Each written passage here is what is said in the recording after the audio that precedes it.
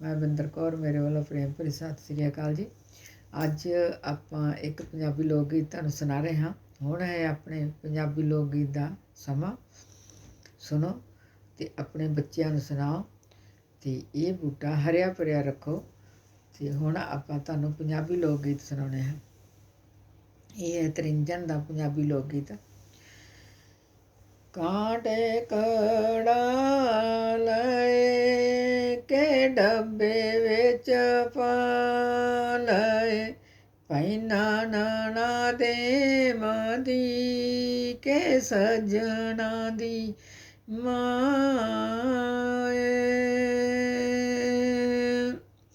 हुण नाहड़ा मने के मोड़ कदे पावने, कल नहीं हो मानी के अल्लड़व हरे सिए। काट काट वेख दी के मोड़ डब्बे पादी, श्यामा श्यामा रोमा दे तती दे गुड़े नैने। सज्जन बदनी तिया के चंगी नहीं कीतिया, कल्ली मैनू छड्ड के तू गिया पर हदेस वे। हार कड़ा लए के डब्बे विच पा लए, पैना नाना दे मदी के सजना दी पैनी।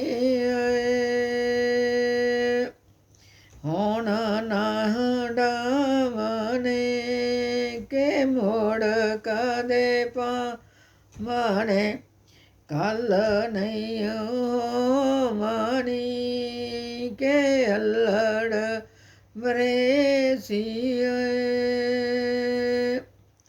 काड काड वेख दी के मोड़ डब्बे पादी,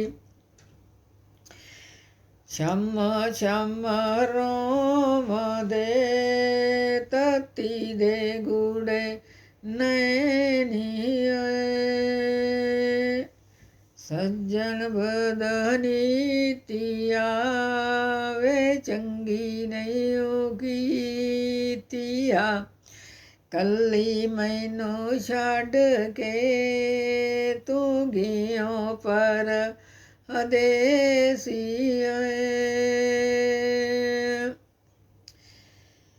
बंगड़ियां कड़ालियां के डब्बे विच पा लईयां, पैना नाना दे मदी के सज्जना दी भाबोए।